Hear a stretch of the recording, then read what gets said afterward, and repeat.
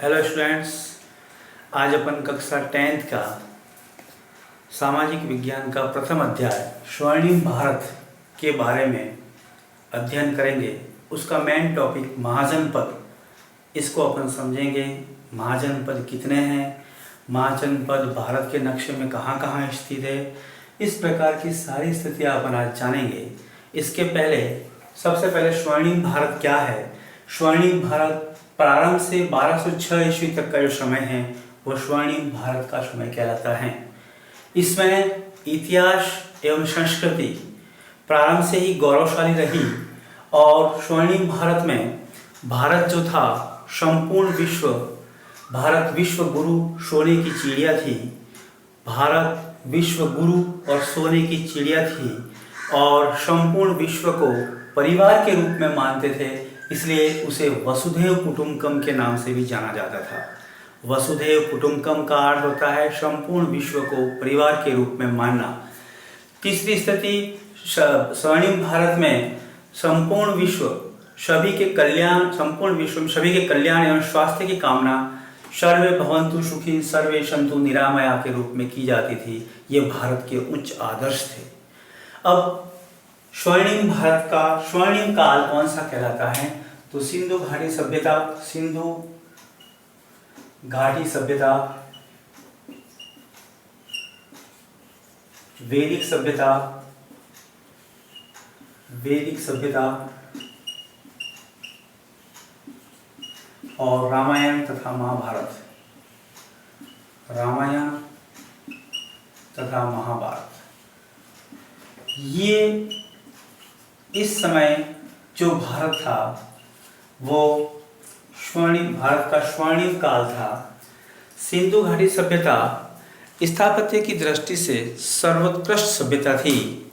वैदिक सभ्यता विश्व ज्ञान कोश के हिसाब से ये भी सर्वश्रेष्ठ सभ्यता थी, सर्वश्रेष्ठ ज्ञान कोश था। रामायण एवं महाभारत आदर्श एवं नीति ग्रंथों के रूप में प्रस्तुत किया जाता है। अब इसी काल में छोटे छोटे जन थे, जन से जनपद बने और जनपद से महाजनपद बने, महाजनपद। और महाजनपदों की संख्या 16 थी, जो 16 राज्य भी कह सकते हैं इसको। महाजनपद का जो समय था वो 600 ईसा पूर्व से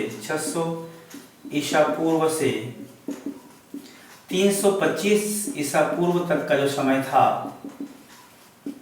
वो महाजनपद का काल कहलाता था। महाजनपद, महाजनपद के बारे में अभी अपन पढ़ेंगे। तो महाजनपद में कुल 16 महाजनपद थे और महाजनपद दो भागों में बटे हुए थे, राजतंत्रात्मक एवं गणतंत्रात्मक। राजतंत्रात्मक एवं गणतंत्रात्मक। गणतंत्रात्मक गणतंत्रात्मक में दो महाजनपद थे, वज्जी और मल्ल। ये दो ऐसे महाजनपद थे जो गणतंत्रात्मक थे। बाकी जो 14 महाजनपद थे, महाजनपद शेष, वो सभी राजतंत्रात्मक थे। अब महाजनपद में शक्तिशाली महाजनपद कौन कौन से थे, तो राजतंत्रात्मक में शक्तिशाली महाजनपद, शक्तिशाली महाजनपद, महाजनपद। शक्तिशाली महाजनपद में सबसे पहले कौशल, वत्स, अवंती और मगध, ये 4 महाजनपद बहुत शक्तिशाली महाजनपद थे उस समय। अब भारत के नक्शे में महाजनपद कहाँ कहाँ स्थित थे इसके बारे में अपन जानकारी प्राप्त करेंगे। सबसे पहले कांधार, कंबोज, कंबोज क के बाद गांधार। ये आपने महाभारत काल में नाम सुना है कि भीष्म पितामह धृतराष्ट्र के लिए कंबोज से गांधारी को लेके आए थे। तो उसी समय से महाभारत की रचना तो हो गई थी, क्योंकि शकुनी ने प्रण ले रखा था कि मेरी बहन की शादी एक अंधे व्यक्ति से हो रही है, तो मैं इस साम्राज्य को नष्ट कर दूंगा, शांति से बैठने नहीं दूंगा। तो कंबोज और गांधार दो भारत के बाहर महाजनपद थे। राजस्थान में 3 महाजनपद थे। एक तो था मत्स्य, दूसरा था शूरसेन और तीसरा था कुरु। ये 3 महाजनपद राजस्थान में स्थित थे। भारत के दक्षिण भाग में केवल दक्षिण भारत में एक ही महाजनपद था और उसका नाम था अश्मक। अश्मक के ऊपर यहाँ पे था अवंती। लेकिन अधिकांश महाजनपद भारत के पूर्वी भाग में स्थित थे। इसको कैसे याद करेंगे? ट्रिक की सहायता से। पी कम कम, पी कम कम। अब पी का अर्थ पांचाल,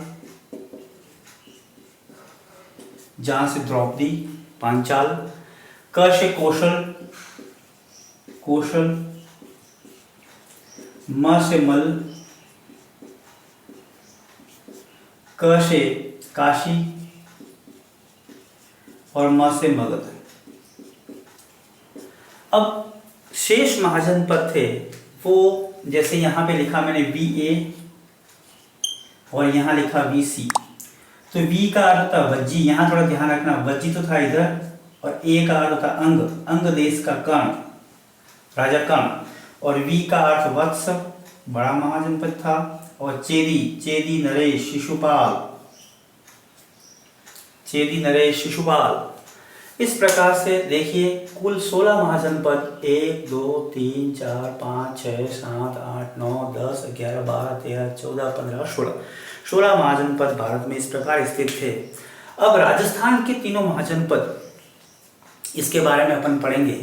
सबसे पहले मत्स्य, ये जयपुर के आसपास का क्षेत्र है। मत्स्य और अलवर और भरतपुर, ये सब इसमें आते हैं और इसकी राजधानी थी विराटनगर। दूसरा है शूरसेन। शूरसेन व्रज क्षेत्र से में स्थित है और मथुरा इसकी राजधानी थी।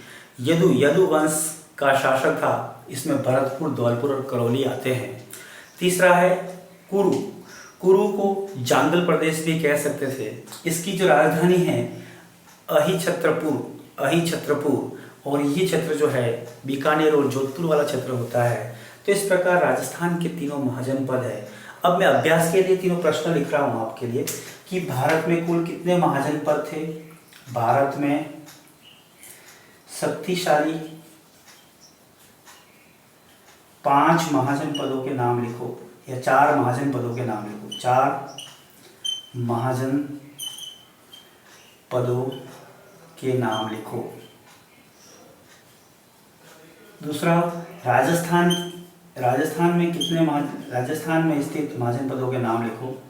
राजस्थान में स्थित महाजनपदों के नाम तथा राजधानी लिखो।